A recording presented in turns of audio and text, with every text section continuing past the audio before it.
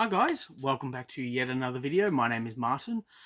Filming this in my storage unit tonight, tonight being Tuesday night, and I went to my local comic book shop this afternoon. So I was at All Star Comics at 53 Queen Street, Melbourne, and I picked up a bunch of books.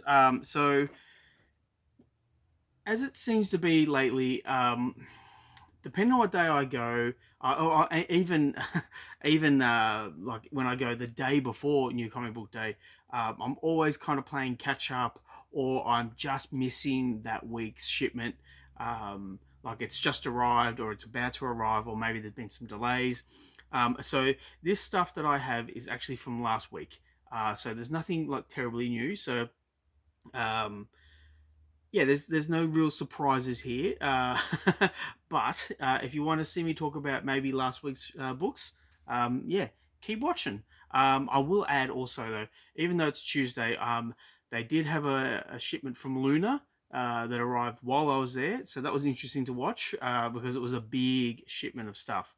But I couldn't stick around for them to sort it all out because I don't even know if they get it on the Tuesday, can they put it on the shelves Tuesday night? I think they're obligated to keep it until Wednesday. But anyway, that's a question for another day. The first one I want to show off, the first book I want to show off is What If Galactus Transformed Spider-Gwen?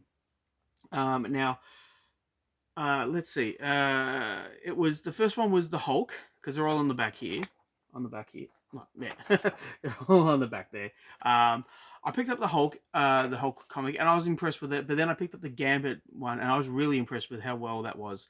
The Moon Knight, it was okay. Rogue was not so good. But yeah, after I got the Hulk and Gambit, I thought, yeah, I wouldn't mind checking out the rest of these. And so this is the last issue of the series. It's the Spider-Gwen issue, and it's drawn by a Sydney-based artist by the name of Daniel Picciotto.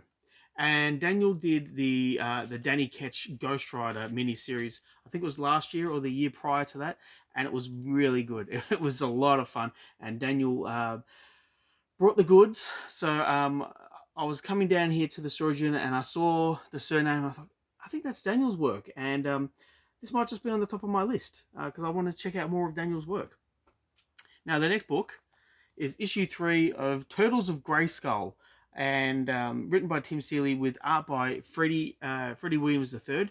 Now, Freddie has been promoting this book for years because it was locked in legal hell, pretty much. And he said repeatedly on his socials that this was a book that was never going to get released. So as soon as it did get announced, I jumped on it. I have to say I'm a much more of a Turtles fan than I am a He-Man fan, although when I was growing up I did play with He-Man action figures. I don't know if this is the last of the series. Let me just have a quick look. Just talk amongst yourselves. No, to be concluded. There we go. So there's one more issue of this to go. Now, the first issue was a bit of a letdown because it was a lot of exposition. The second issue was a lot more fun. So we'll see what the third issue is like. Now, keeping with the Turtles, we have Teenage Mutant Ninja Turtles Saturday Morning Adventures issue 21. And I have to say, this IDW logo is not my favourite. I can kind of see where they're going.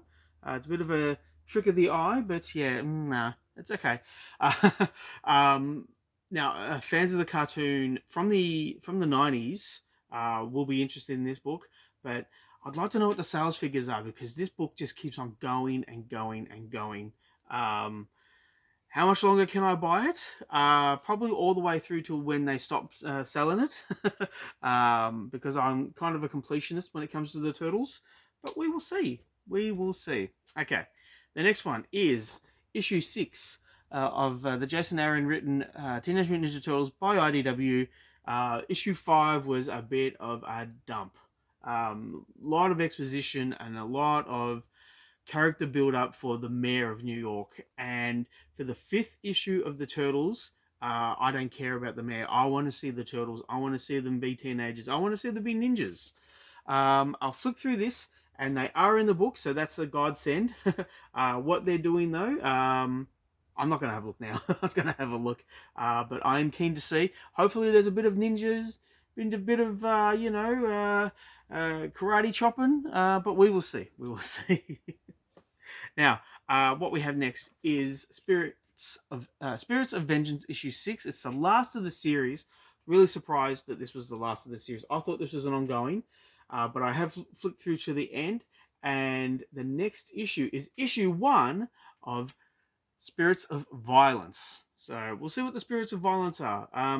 I've been impressed with this series.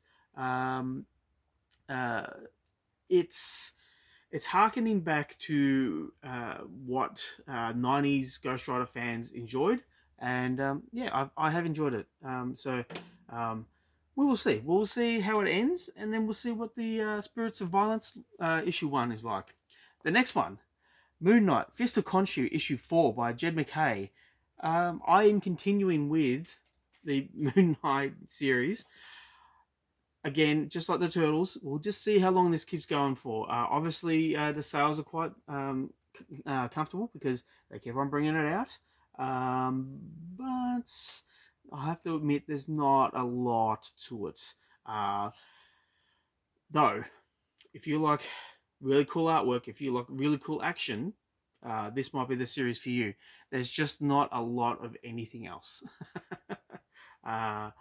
But yeah, it's a fun read. It's a fun read. Now, next up is Hell Hunters issue 2. The first issue was interesting. I didn't know. I thought it was a one shot, to be honest. I didn't know it was a series or a mini series, and I didn't know I was down for it. And then this came out, and I was like, oh yeah, that's right. There's this series. So we have Ghost Rider from World War II. I think Captain America and Nick Fury in there, and we have Wolverine. So yeah, bit of fun, but might have to crack out Hell Hunters issue 1 because kind of jogged the old brain about what actually happened in it. Or is there a no? There's no recap. Anyway, I've got 4 more to go. So thanks for sticking with me.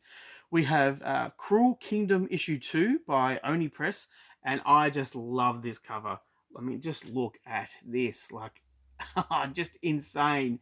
Now, the first issue, there was one story in particular that was really good. It had to do with the Sword of Excalibur, and the person who pulled the Sword of Excalibur did something which was like, yeah, this is peak sci-fi horror fantasy anthology goodness. So I'm very happy to continue to buy this, and yeah, I am really looking forward to reading this one.